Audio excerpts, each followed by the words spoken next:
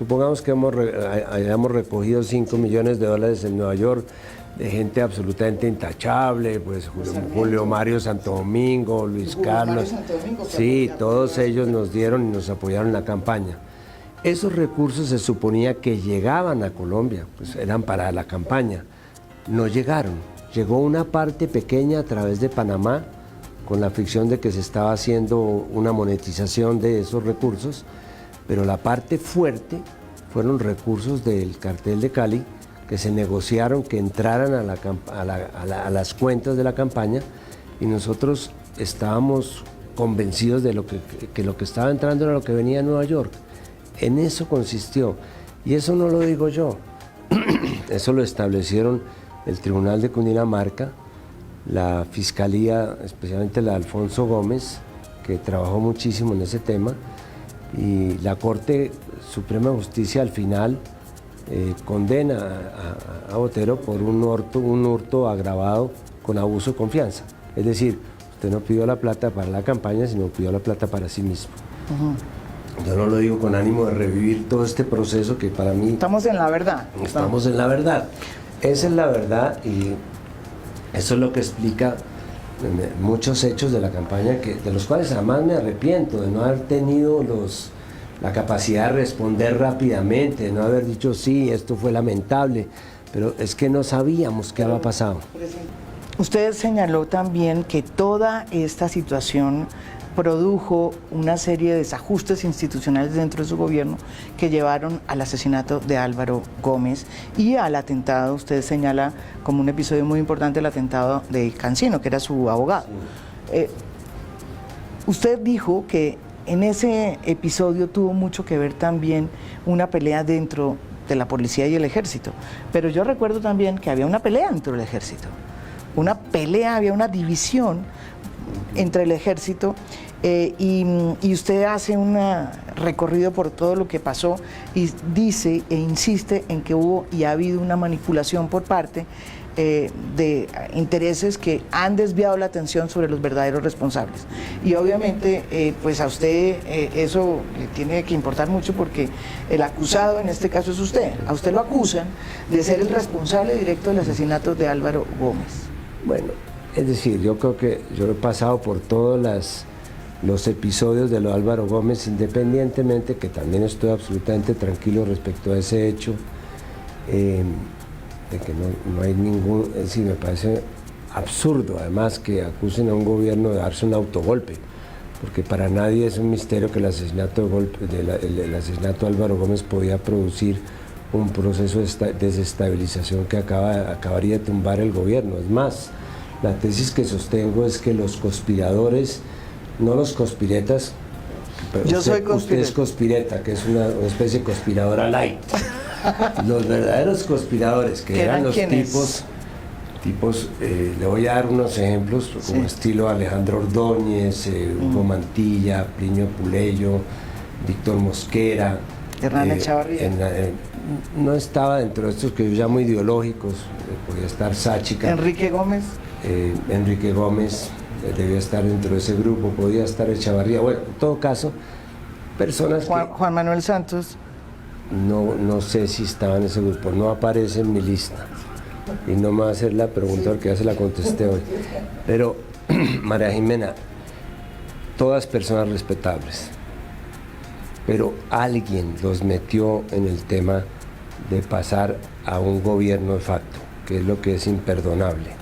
Abrieron la posibilidad de que hubiera un gobierno de facto, no todos ellos, una parte de ellos. Y entonces comenzaron a trabajar en unos almuerzos. Hay una tesis de un politólogo de la Universidad del Valle que hizo un análisis muy de fondo sobre el proceso. Comenzaron a trabajar ya en proyectos de decreto que yo conocí, donde cerraban el Congreso, una dictadura, le impedían a la Corte Constitucional que vigilara vigilara la constitucionalidad de un decreto de conmoción interior con el cual aspiraban a gobernar.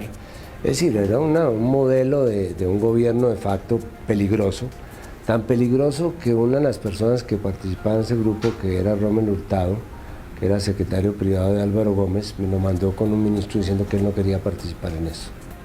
ahí nosotros dijimos, bueno, esto va más lejos de lo que pensamos. Y la primera alerta complicada fue el episodio del secuestro de Cancino. A Cancino no lo iban a asesinar, a Cancino lo querían secuestrar para que yo renunciara. Eso le costó 2 vidas, ¿no? Cancino casi lo matan. Entonces ya ahí la cosa pasaba a otro escenario. Por eso cuando lo de Cancino, nosotros le pedimos a Valdivieso que por favor abriera un proceso de investigación sobre esta conspiración que nosotros veíamos que había una especie de circuito ahí con estos, comenzaba a haber un circuito en esos episodios y él se resistió a abrir la investigación y lo dijo desde Washington. Está en su derecho no abrirla, pero al no haberla hecho yo he pensado si eso hasta hubiera evitado que comprometieran después a Álvaro Gómez en el tema. Usted trajo a colación en su presentación de hoy digamos como un testimonio de una persona muy cercana a Álvaro Gómez, que 3 días antes de su muerte fue donde Álvaro Gómez y fue testigo de una frase. Esa frase usted la trajo y la pronunció hoy acá, y esa frase ¿cómo es? Eduardo Matuc, una persona que me buscó ya pasados bastantes años aquí en mi oficina y me dijo, mire, yo no puedo vivir con esto y yo tengo que contárselo, y es que faltando 3 días para que asesinara a Álvaro, él era muy amigo de Álvaro me llamó a la casa y me dijo, mire, a mí me quieren meter en una conspiración con Samper, y yo no le voy a jalar a eso, porque si yo soy presidente, soy con este dedito. ¿Se acuerda que antes era uno con la tinta?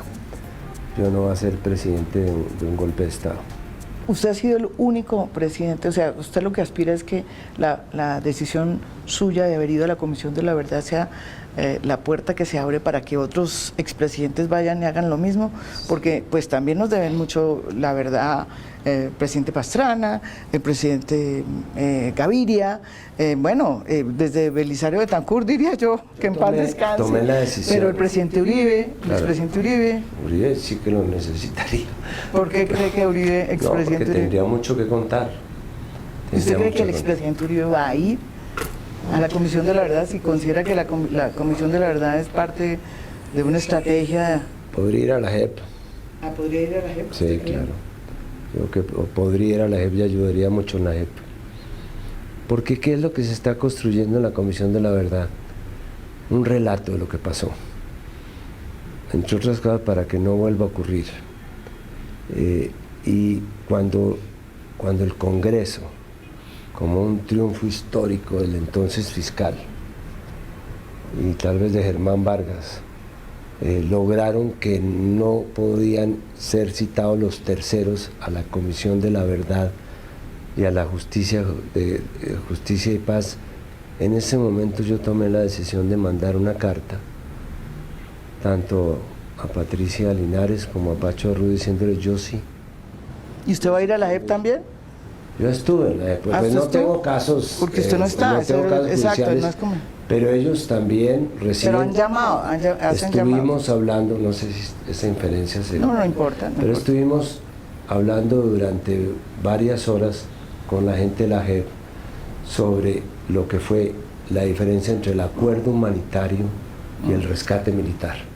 Yo le dediqué 10 años a eso con López, a abrirle camino a un acuerdo humanitario, ¿se acuerda? Para rescatar a los 63 secuestrados que había, y mientras tanto el gobierno Uribe insistía en el rescate militar. De esos 63, 42 se murieron, los diputados del Valle, en distintos operativos. Es decir, a mí eso me afectó profundamente, porque creo que si se hubieran aplicado las normas del derecho internacional humanitario, tal vez esa gente estuviera viva, pero la insistencia en el rescate militar y que la cosa era por la fuerza, pues acentuó un poco la idea mía de que esto tenía que salir a las buenas.